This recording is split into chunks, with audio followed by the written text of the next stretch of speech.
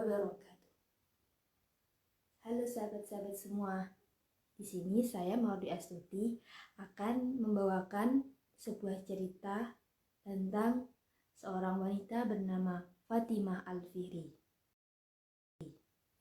Fatimah Al-Fihri merupakan salah satu perempuan inspiratif dari banyaknya perempuan-perempuan inspiratif yang lainnya. Ia merupakan salah satu pendiri universitas tertua di dunia. Hal itu berkat dedikasi dan misinya dalam dunia pendidikan. Fatimah Al-Fihri lahir di Tunisia, tepatnya di kota Kairouan pada tahun 800 Masehi atau sekitar abad ke-9 Masehi. Fatimah Al-Fihri memiliki nama lengkap yaitu Fatimah Al-Fihri Al-Qusairiyah. Ayahnya Muhammad Al-Fihri merupakan seorang pedagang sukses yang ada di Tunisia. Selain Fatimah, Muhammad Al-Fihri juga memiliki anak perempuan lainnya yang bernama Maryam Al-Fihri. Fatimah dan Maryam besar di keluarga dengan latar belakang seorang pedagang yang sukses dan juga sangat mementingkan pendidikan, agama, dan juga sesama. Sehingga seorang Fatimah dan Maryam ini tumbuh menjadi seorang wanita yang sangat memiliki dedikasi tinggi terhadap pendidikan, agama, dan juga sesama. Keluarga Al-Fihri hidup di Tunisia dengan keadaan yang berkecukupan secara rezeki dan secara kebahagiaan. Bagaimana tidak, secara ekonomi, Al-Fihri merupakan seorang pedagang sukses dan juga didukung oleh keluarga yang harmonis, membuat keluarga mereka hidup dengan bahagia dan juga sejahtera. Namun, kebahagiaan mereka tidak berlangsung lama, karena pada sekitar tahun 818 Masehi terjadi pemberontakan di daerah mereka tinggal, yaitu di Kairouan.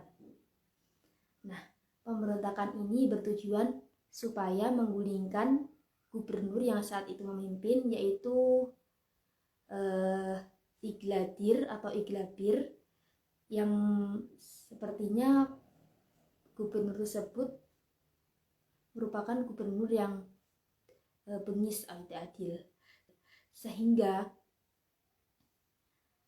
penduduk-penduduk setempat melakukan pemberontakan supaya Iglabir ini bisa turun dari jabatannya. Namun salah, justru Iglabir menang dalam pemberontakan ini, sehingga secara terpaksa sekitar 2000 penduduk Kairouan termasuk keluarga daripada Fatimah Al-Fihri ini harus meninggalkan kota Kairouan tercinta mereka karena diusir oleh penguasa saat itu, yaitu Iglabir. Lalu mereka pun berimigrasi dan akhirnya mereka tiba di sebuah kota yang bernama Fes yang terletak di kota Maroko. Kota Fes ini hampir sama latar belakangnya dengan kota Kairouan, yaitu kota yang baru saja dibangun oleh sebuah dinasti yang saat itu dinasti Al-Idris yang sedang memimpin atau memiliki pengaruh di daerah Fes itu. Sebenarnya Al-Idris sendiri juga merupakan seorang imigran yang berasal dari Arab. Mereka berimigrasi ke Fes dikarenakan ada gejolak aliran yang ada di semenanjung Arab, di mana yang sangat bergejolak itu adalah antara aliran Sunni dan juga aliran Syiah. Sehingga menurut pengikut Al-Idrisi atau dinasti Al-Idrisi sendiri, mereka sekiranya harus keluar dari Arab untuk membangun sebuah peradaban sendiri, karena jika mereka terus-terusan berada di Arab, otomatis mereka akan terkikis dengan adanya golongan Sunni yang saat itu sangat kuat atau sama kuatnya dengan Syiah pada saat itu. Sehingga jika terus diteruskan gejolak-gejolak itu, maka justru akan membunuh atau melengsarkan sebuah dinasti. Oleh karena itu, mereka pun berimigrasi ke Fez, Maroko. Di Fez, ayah Fatimah Al-Fihri yaitu Muhammad Al-Fihri mulai membangun kembali kerajaan bisnis yang dulu pernah ia jalankan di Kairouan. Jadi ia melakukan atau membuat atau mendirikan sebuah bisnis dari titik nol. Nah, berkat dari kepiawaiannya dalam berbisnis dan juga berdagang, dia akhirnya dalam waktu yang singkat dia berhasil menjadi salah satu orang terkaya di kota itu.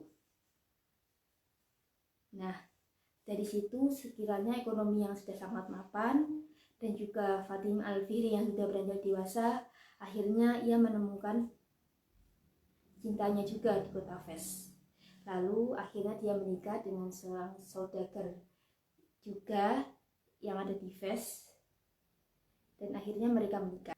Namun tak lama kemudian kebahagiaan Fatimah tidaklah berlangsung lama, karena tak berlangsung kemudian ayahnya dan juga suaminya pergi meninggalkannya atau meninggal dunia dengan waktu yang cukup berdekatan. Sehingga bagi Fatimah yang saat itu adalah seorang perempuan, tentunya adalah rasa berduka ketika ditinggalkan oleh dua orang yang sangat dicintai.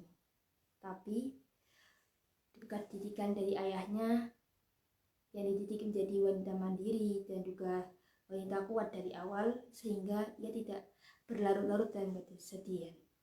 Akhirnya ia pun memutuskan untuk tinggal bersama adiknya dan mengembangkan serta mengelola bisnis yang ditinggalkan oleh suami dan juga ayahnya supaya berkembang dan tidak mati. Saking banyaknya harta yang ditinggalkan oleh ayah dan juga suaminya, Fatimah yang notabene merupakan seorang yang peduli sosial, akhirnya memutuskan bersama Maryam untuk mendistribusikan harta warisan yang ditinggalkan oleh suami dan ayahnya ini untuk didistribusikan kepada masyarakat setempat yang membutuhkan. Salah satunya adalah dengan membangun masjid-masjid dan juga madrasah-madrasah. Seiring berkembangnya zaman dan waktu, masjid-masjid tersebut dikira kurang bisa menampung jamaah, sehingga akhirnya seiring berkembangnya waktu juga masjid tersebut dirombak dan diperbesar. Nah, salah satu masjid yang pencerita tahu adalah Masjid Andalusia dan juga Masjid Al-Qarawiyyin. Nah, Masjid Al-Qarawiyyin ini memang pada awalnya beroperasi seperti masjid-masjid sebelumnya, itu sebagai alat atau sebagai tempat untuk beribadah. Nah, pada zaman itu banyak juga masjid yang dijadikan sebagai tempat studi ilmu. Nah, Masjid Al-Qarawiyyin ini juga difungsikan seperti itu. Jadi selain untuk menjadi tempat sholat atau tempat beribadah, ia juga dijadikan sebagai tempat untuk menimba ilmu. Nah, akhirnya dari situ berkembanglah menjadi madrasah juga. Lalu seiring berkembangnya zaman dan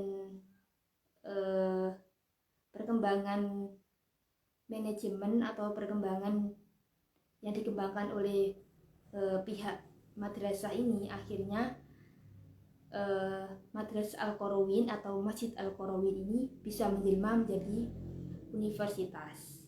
Nah,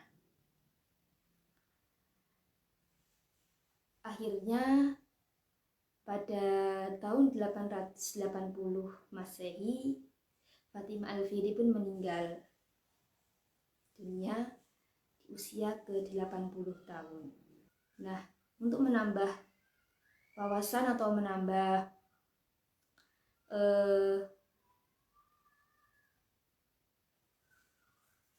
edukasi, pencerita menambahkan tentang fakta unik daripada masjid atau Universitas Al-Qarawiyyin ini.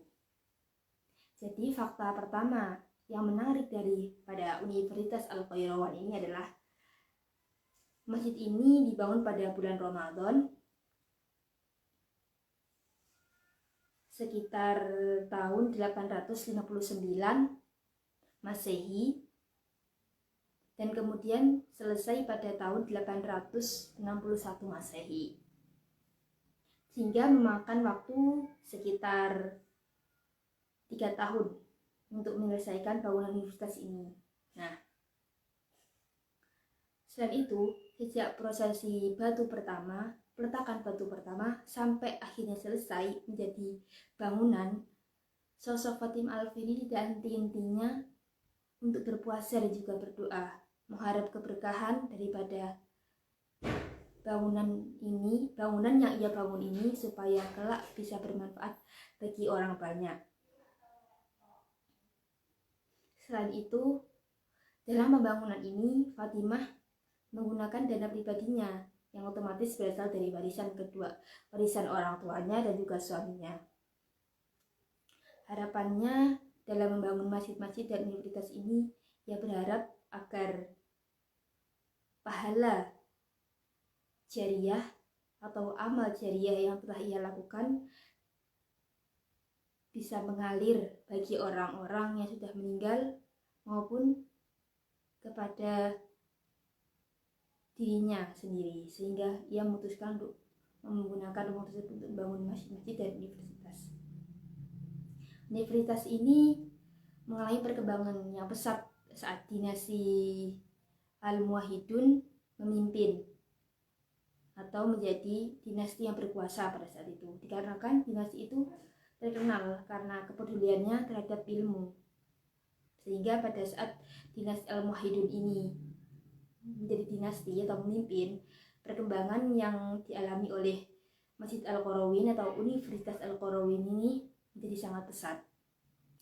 Dari Universitas Al-Qarawiyyin ini lahirlah tokoh-tokoh hebat, salah satunya adalah Ibnu Khaldun. Selain itu, Universitas Al-Qarawiyyin ini juga menjadi pelopor terhadap lahirnya universitas-universitas bergengsi yang ada pada saat ini, seperti Oxford, Al-Azhar, dan Cambridge University. Adapun hikmah yang dapat kita ambil daripada sosok Fatimah Al-Fihri ini adalah yang pertama, keteladanannya dalam berbuat baik, serta yang kedua, dedikasinya terhadap ilmu yang begitu besar. Yang terakhir adalah keyakinannya bahwa amal dan ilmu pahalanya akan terus mengalir sampai maut menjemput. Pencerita mohon maaf jika bahwasanya memang di dalam cerita atau sejarah seorang Fatimah Al-Fihri ini memang banyak sejarah tidak memfokuskan pada siapa sosok Fatimah Al-Fihri ini, tapi lebih condong kepada terobosannya atau jasanya yang bisa membangun universitas, sehingga banyak sekali bukti-bukti yang belum bisa didapat oleh sejarawan tentang sejarah hidup atau biografi tentang sosok Fatimah Al-Fihri ini. Jadi di dalam cerita ini mungkin ada sedikit kebingungan atau kurang sistematisnya cerita, dikarenakan memang pada sejarah hanya dinyatakan atau diceritakan seperti itu. Sekian storytelling dari saya. Saya Mawar Dwi Astuti memohon maaf apabila ada kesalahan dan kurang jelasnya dalam pengucapan cerita atau kurang runtutnya cerita ini, mohon dimaafkan. Assalamualaikum warahmatullahi wabarakatuh.